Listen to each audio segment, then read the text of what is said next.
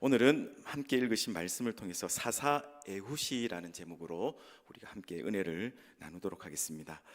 사사 온니엘이 사는 동안에는 이스라엘 백성들이 평온하게 살았습니다. 그가 죽은 후에 이스라엘은 다시 죄악에 빠지게 되었는데요. 이에 하나님께서 그들을 대적의 손에 넘기시고 백성들은 18년 동안 모압 왕 에글론을 섬겨야만 했습니다. 백성들은 고통 가운데 하나님께 회개하게 되었는데요. 하나님께서 한 구원자를 세우셨는데 그가 왼손잡이 에훗이었습니다. 에훗은 모압 왕을 죽이고 그 군대를 쳐서 이기고 백성들을 구원하였습니다.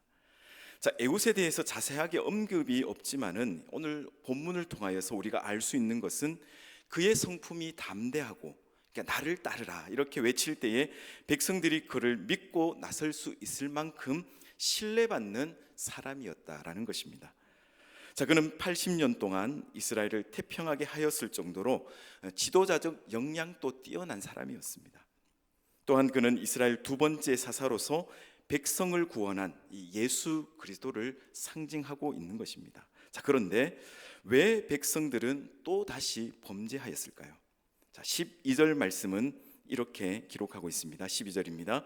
이스라엘 자손이 또 여호와의 목전에 악을 행하니라. 이스라엘 자손이 여호와의 목전에 악을 행함으로 여호와께서 모압 왕 에글론을 강성하게 하사 그들을 대적하게 하시매라고 말씀을 기록하고 있습니다. 12절 말씀을 보시면 이스라엘 자손들이 또 여호와의 목전에서 악을 행하였다라고 하였습니다. 또 범죄하였다라는 것이죠. 백성들은 여호와께서 보시지 않고 개의치 아니하시는 것처럼 악을 행했다라는 말씀인 것입니다. 본문 말씀에서도 여호와의 목전에서 악을 행하였다라고 하였는데요. 왜 백성들이 또 범죄를 하였을까요? 그 원인이 무엇일까요? 이것을 알아야 우리 또한 이런 실수를 범하지 않게 되는데요. 첫째는 인간의 본성이 타락되어 있기 때문이다라는 것입니다. 모든 시대와 환경에서 사람들은 하나님을 떠나서 죄악으로 가는 경향이 있습니다. 그렇습니다. 인간의 마음은 가만히 두면 하나님을 향하기보다는 자기 중심으로 흐르기가 쉽다라는 것입니다. 그래서 우리는 때때로 죄를 멀리하려 애쓰기보다는 자연스럽게 우리가 그쪽으로 끌려가는 자신을 발견하게 되는 것입니다. 이것은 우리의 연약함이지만 동시에 생각해 봤을 때는 우리가 더욱 하나님을 붙들어야 할 이유가 되는 것이기 때문입니다.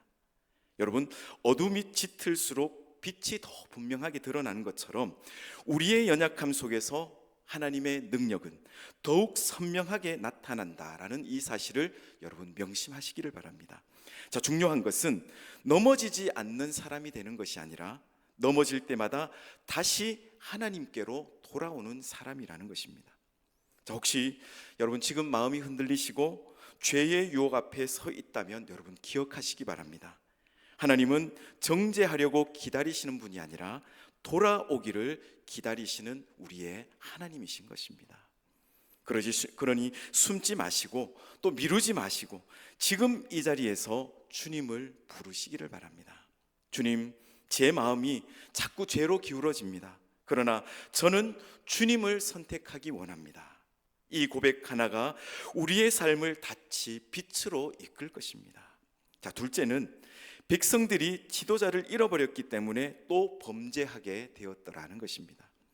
온니엘이 살아있는 동안 이 40년 동안은 평온하였습니다. 지도자가 참으로 중요하다라고 말씀을 드리고 싶은데요. 이 온니엘 사사가 죽었습니다. 공백 기간이 있습니다. 사람들의 마음이 허전해지기 시작합니다. 이때 죄가 백성을 사로잡아 가는데요. 인간은 한계가 있습니다. 절망과 좌절이 있고 무능함을 알게 될 때에 또 참다운 신앙의 지도자가 없을 때에 마치 사슬에 묶인 포로와 같이 우상에게 나가서 도움을 청하더라는 것입니다. 여러분, 우상 숭배는 타락한 인간의 본성과 마음에 맞는 것입니다. 이 우상 숭배는 인간에게 종교 형식을 이렇게 선사합니다. 마음에 경건한 느낌도 주고 또 인간 본성 가운데 존재하는 이 신앙의 갈망도 충족시켜줍니다.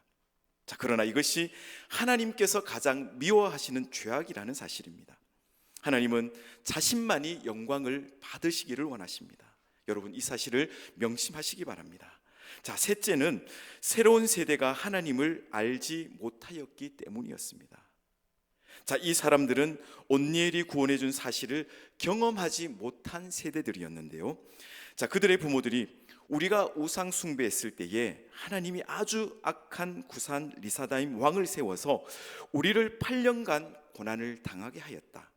자, 그래서 우리가 하나님께 부르짖었더니 하나님께서 구원자 온니엘을 세워서 우리를 구원해 주셨다라고 자녀들에게 아마 이야기해 주었을 것입니다.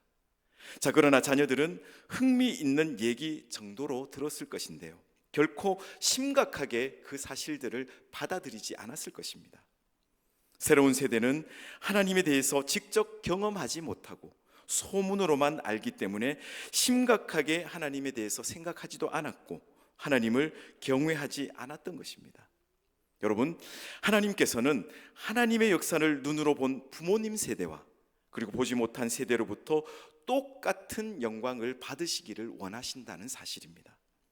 우리들의 자녀 세대를 하나님께서는 어떻게 보십니까? 한 조상의 자손, 그리고 약속의 상속자, 하나님의 언약에 참여한 자로 같이 본다라는 이 사실입니다.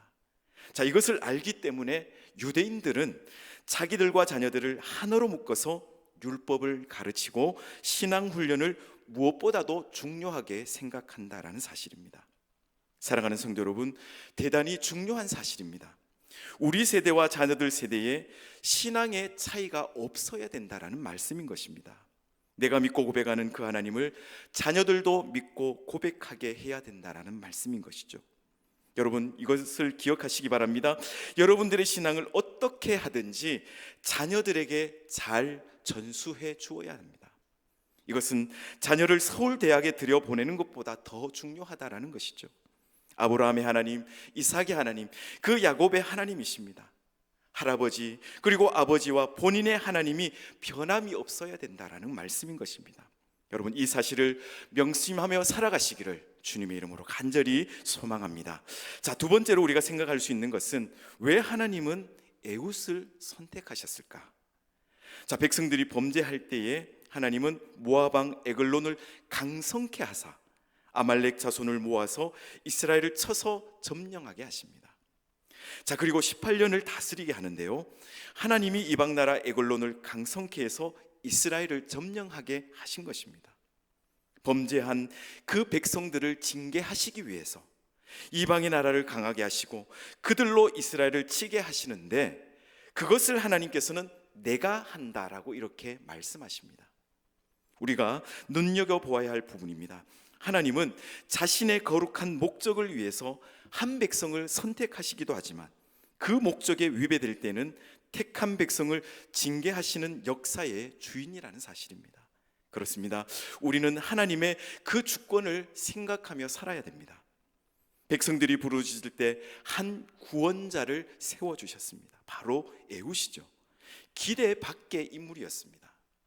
하나님의 선택은 백성들이 생각하였던 사람이 아니었습니다. 자, 오늘 성경의 말씀을 보시면 왼손잡이 에훗이다라고 이렇게 기록을 하고 있는데요, 자, 히브리 단어의 뜻은 오른손을 쓰지 못하는 사람이다라는 뜻을 가지고 있습니다. 자, 옛날은 조금 지금과 다른 모습을 볼 수가 있는데요, 요즘은 어떻습니까? 왼손잡이다라고 하면 오른손도 쓰지만 주로 왼손을 쓰는 사람을 왼손잡이다 이렇게 얘기를 합니다. 자, 그러나 옛날에는 왼손잡이란 오른손을 쓰지 못하는 사람을 일컬었습니다. 자, 이 에훗의 약점은 오른손을 쓰지 못한다라는 것인데요, 자, 그런데 하나님이 그의 오른손이 되어 주셔서 그는 위대한 사사가 된 것입니다. 자, 옛날이나 지금이나 왕은 혼자 우리가 만날 수가 없습니다. 오늘 에훗은 오른손이 장애가 있었습니다. 그래서 가능했던 것인데요, 왼손잡이가 칼을 오른쪽에 찼기 때문에 아무도 의심하지 않았던 것입니다. 자, 왼손잡이이기 때문에 역사할 수 있었습니다. 이처럼 하나님은 우리의 부족함을 통해서 역사하신다라는 사실입니다. 자, 유대인 가정에서는 이 장애가 있는 사람이 태어나도 고민하거나 이 아이가 아무것도 할 수 없다 이렇게 절망하지 않는다고 합니다. 하나님이 세상에 보내셨을 때에는 할 일이 있다라는 것입니다. 자, 그래서 언제나 그들을 격려를 합니다. 자, 유대인 학자 중에 장애인이 많은 것은 그런 이유 때문인 것인데요, 하나님이 보시기에는 불필요한 존재는 아무도 없다라는 말씀인 것입니다. 사랑하는 성도 여러분, 우리는 대부분 약점을 가지고 있습니다. 저 또한 약점을 가지고 있고 연약함이 있습니다. 그것 때문에 하나님을 의지하게 되고 하나님의 강한 오른손에 붙들리게 되어서 우리가 위대하게 사용된다는 사실인 것입니다. 사도 바울 또한 어떻습니까? 자신의 연약한 육체의 가시가 자신에게 은혜였고 또 약할 때 강해진다고 사도 바울이 고백을 할 수 있었던 것입니다. 사도 바울이 이 사도의 역할을 하게 된 것은 그의 연약한 육체 때문이었다라는 말씀입니다. 그러므로 여러분, 나는 내세울 게 하나도 없는 사람이다, 약점을 많이 가지고 있고 특별한 재능도 없다고 스스로 연약하거나 무능하다고 판단을 하지 마시기 바랍니다. 그 약한 것 때문에 하나님께서는 우리를 사용하시는 것입니다.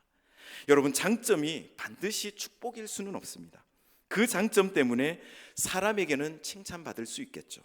그러나 하나님 앞에서 때로는 교만하게 되어서 그것 때문에 망할 수도 있다라는 말씀입니다. 자, 예를 들어서 건강하다, 이것은 장점이고 또 우리에게 주신 축복일 수 있습니다. 그러나 건강하기 때문에 하나님 앞에 기도하지 못하고 자신을 믿기 때문에 교만하기 쉽더라는 것입니다. 자, 그런데 우리의 건강이 연약해지면 어떻습니까? 병 때문에 하나님께 기도하게 되고 하나님을 의지하고 사는 겸손한 성도가 될 수 있는 것입니다. 그래서 하나님께서는 가끔 우리가 하나님을 의지하면서 살 수 있도록 우리의 장점을 거두어 가실 때도 있더라는 것입니다. 왜 하나님께서 이 연약한 에웃을 들어 구원자로 삼으셨는가? 그 비결을 생각하는 것은 우리에게 큰 교훈이 된다고 생각합니다. 자, 그렇다면 에웃은 어떤 사람이었을까요? 자, 첫째는 그는 순종의 사람이었습니다. 자, 하나님이 여호수아에게 너는 가나안에 사는 모든 족속을 하나도 남기지 말고 멸절시키라고 명령한 것처럼 에웃에게도 가서 내 백성의 압제자 에글론을 죽이고 그를 살려두지 말라라고 말씀하셨습니다. 자, 여러분, 이것을 생각해 봤을 때는 하나님께서 모세에게 너는 바로에게 가라고 하는 것보다 더 어려운 명령이었다고 저는 생각을 할 수가 있습니다. 하나님의 그러한 명령은 위험한 모험이었습니다. 그러나 에웃은 순종했더라는 것입니다. 여러분, 기억하십시오. 순종의 믿음을 가지면 나의 약함이 자랑거리가 되고 그 약함을 통해서 하나님께 쓰임받게 되는 것입니다. 자, 두 번째는 그는 담력의 사람이었다라는 말씀입니다. 자, 여러분, 어떻게 에훗 혼자서 왕 앞에 나가서 왕을 왕궁에서 죽일 수가 있었고 또 백성들에게 나를 따르라고 이렇게 담대하게 말할 수가 있었습니까? 이 에훗의 담대함의 출처가 어디입니까? 자, 도대체 왼손잡이가 이렇게 큰 소리 칠 수 있는 힘의 비결은 어디에 있을까요? 자, 저는 시편 62편 5절에서 7절 말씀으로 답하려고 하는데요, 이 5절에서 7절 말씀은 함께 한번 읽어보도록 하겠습니다. 5절에서 7절 말씀 함께 읽겠습니다. 시작. 나의 영혼아 잠잠히 하나님만 바라라. 무릇 나의 소망이 그로부터 나오는도다. 오직 그만이 나의 반석이시요 나의 구원이시요 나의 요새이시니 내가 흔들리지 아니하로다. 나의 구원과 영광이 하나님께 있으며 내 힘의 반석과 피난처도 하나님께 있도다. 할렐루야, 아멘. 그렇습니다. 진정 하나님을 두려워하는 사람은 나머지 것들은 두려워하지 않습니다. 나는 하나님만 바라봅니다. 나는 하나님께 소망을 둡니다. 나는 하나님만 의지합니다. 하나님만이 나의 힘이고 나의 반석이시고 피난처입니다. 이처럼 하나님을 의지하는 그 신앙이 다윗의 담대함이었고 에훗의 담대함이었다라는 말씀입니다. 빌립보서 1장 20절에서 21절은 이렇게 기록하고 있습니다.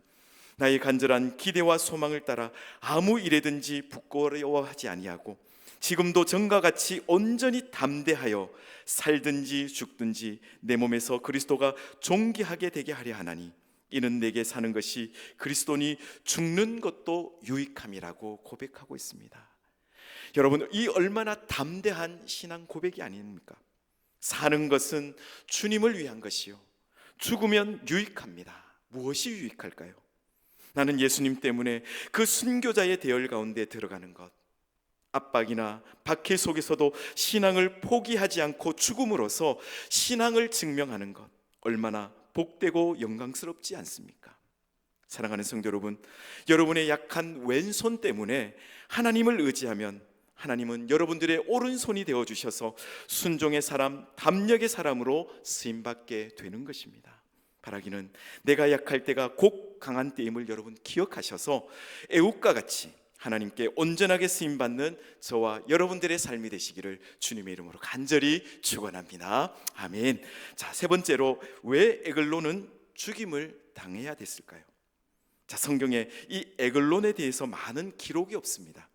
자, 우리가 아는 것은 에글론은 심히 비둔한 자였다라는 말씀을 우리가 오늘 말씀을 통해서 알 수 있습니다.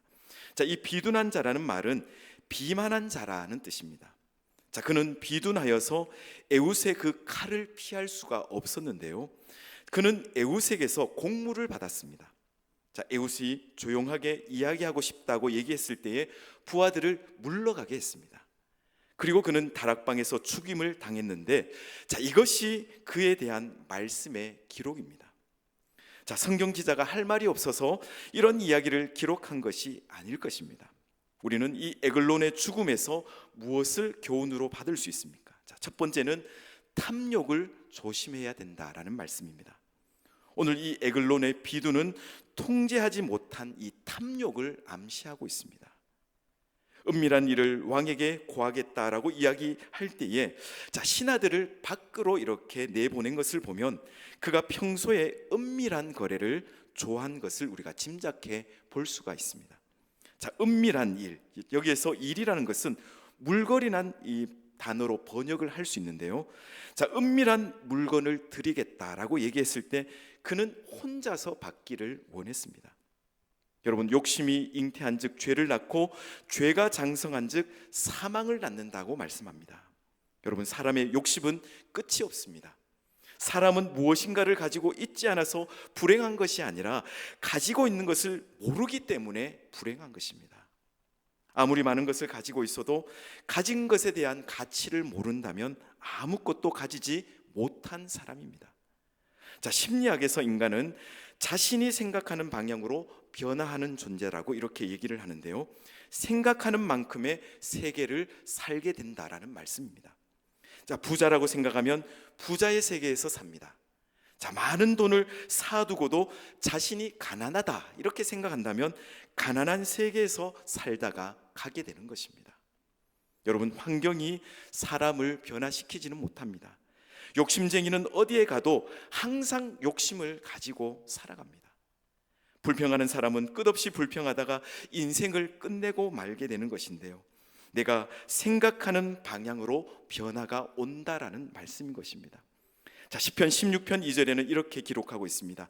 내가 여호와께 아뢰되 주는 나의 주님이시오니 주 밖에는 나의 복이 없다 하였나이다라고 이렇게 기록하고 있습니다.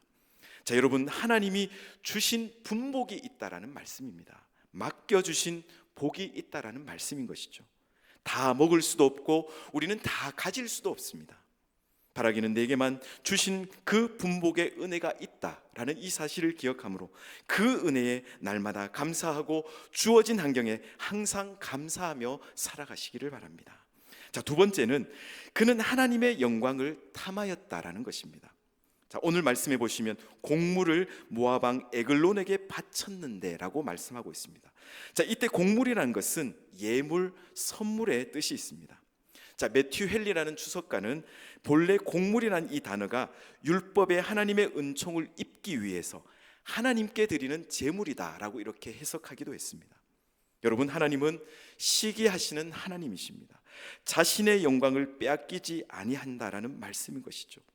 헤롯이 하나님의 영광을 가로챌 때에 즉시 죽임을 당하였습니다. 역사를 보십시오.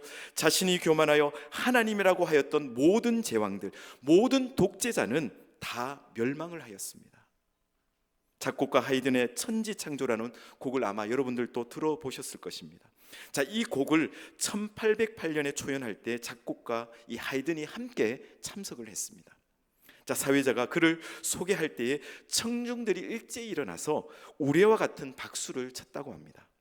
자, 이때 하이든은 하늘을 우러러보면서 이 작품은 내가 한 것이 아닙니다.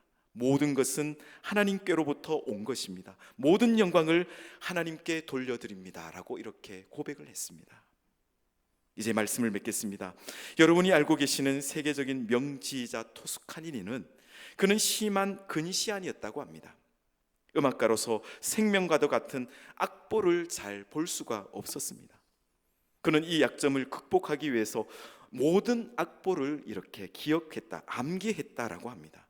자, 그 길만이 자신이 음악을 할 수 있는 길이었던 것이죠. 자, 어느 날 갑자기 지휘자가 병이 나서 입원을 하게 되었는데, 그러나 이 관현악단 멤버 중에는 악보를 외우는 사람이 하나도 없었습니다. 19세였던 이 토스카니니는 악보를 외우고 있었기 때문에 지휘자를 대신하여 지휘를 하게 됐고 성공적으로 공연을 마쳤습니다. 이것이 그가 세계적인 지휘자가 된 시작의 모습이었습니다. 여러분, 사람들은 누구나 다 약점을 가지고 있습니다. 그것 때문에 고통스러워하거나 괴로워하고 낙심하지 말고, 여러분, 그 약한 것 때문에 하나님을 의지함으로 하나님 앞에 쓰임받기를 간절히 소망합니다. 에훗은 오른손이 장애가 있었기 때문에 하나님을 의지하여 하나님이 그의 오른손이 되어 주셨습니다. 그는 언제나 약한 것 때문에 하나님을 계속 신뢰해서 그가 살아있는 80년 동안 백성들에게 평화를 주셨다라는 사실인 것입니다. 사랑하는 성도 여러분, 이 시간 결단하시기 바랍니다. 주님, 나는 연약합니다. 그러나 이 약함을 숨기지 않고 주님께 올려드립니다. 내 힘으로 살지 않고 주님의 능력으로 살기를 선택합니다. 나의 약함 속에서 주님의 강함이 나타나게 하여 주시옵소서. 이러한 결단이 있어야 될 것입니다.